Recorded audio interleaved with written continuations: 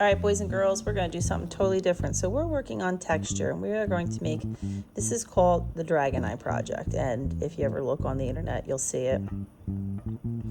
And it looks like a dragon's eye with the eye structure around it. So like the eyelid, the lower eye, and you're going to make some scales and some texture. And we're going to use a new material, which you did not use. So you guys are in 5th grade. You're going to use a new material. This is Celluclay.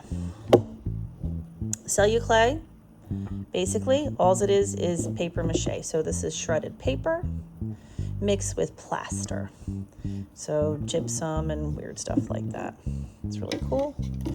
We're going to add water to it. I may already have done this for you, to be honest with you. And you're just going to mix the water because it's very dusty, and the dust you don't want to get on you. It's very gross, and you'll notice that it gets really warm. This is actually a chemical reaction. Isn't that weird? You're using science and art. Chemical reaction. Oh, before we start playing with the gypsum, we'll talk about the eyes.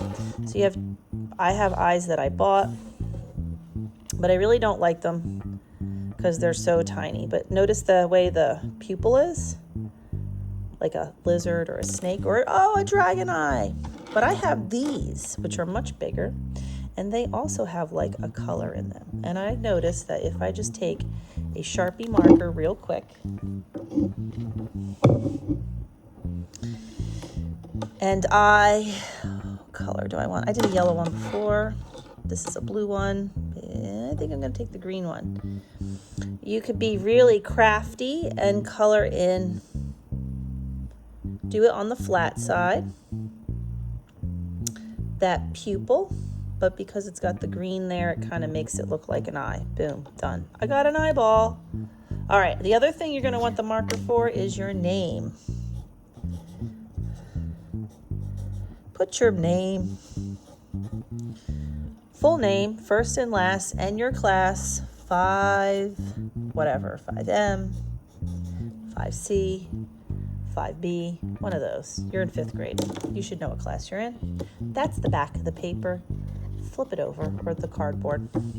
Now you're going to start just applying our texture. And it's so cool because it ends up lumpy and bumpy, which if this was, I don't know, dragons don't exist necessarily, unless you're talking about Komodo dragons. They're real.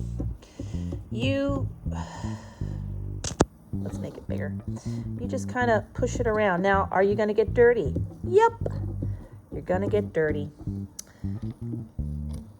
And it takes a while for this to dry. So I want to tell you, it's not going to be dry this week, but by next week, you want to do the whole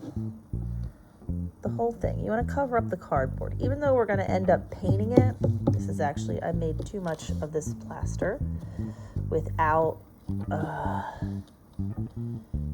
so you want to just get it down. It will stick to anything.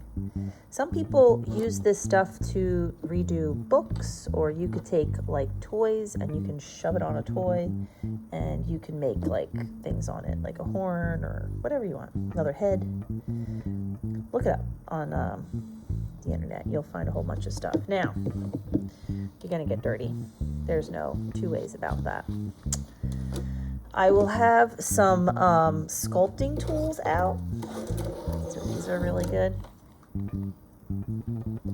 So you can put your eye, think about like, I want the black part to go vertical. And then I want to start making the actual eye. So think about like the top of the lid, the bottom of the lid, and you're just making it so that it looks like an eyeball. And then you can go back and you can figure out a way to make texture. So how would you make scales, or what kind of a bumpy texture might the dragon skin have?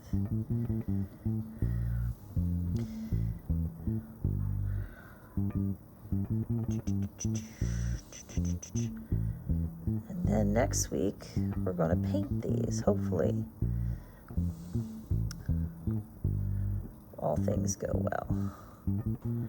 And these are going into, that's pretty dragony, right? Look at the texture on that. And the eye looks really cool. It's all bumpy and lumpy. That's what you want, bumpy and lumpy. There's still plenty left over for somebody else in here.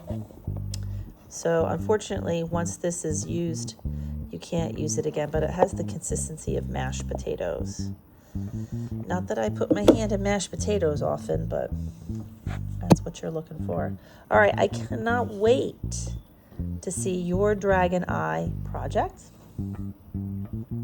And like I said, if you went with these, look how tiny these are. I think I'm going to save them for another project. I'm going to use these bigger glass eyes, and you can put any color you want in, or you could have no pupil. I mean, it's a dragon. What does a dragon look like? I can't wait to see yours.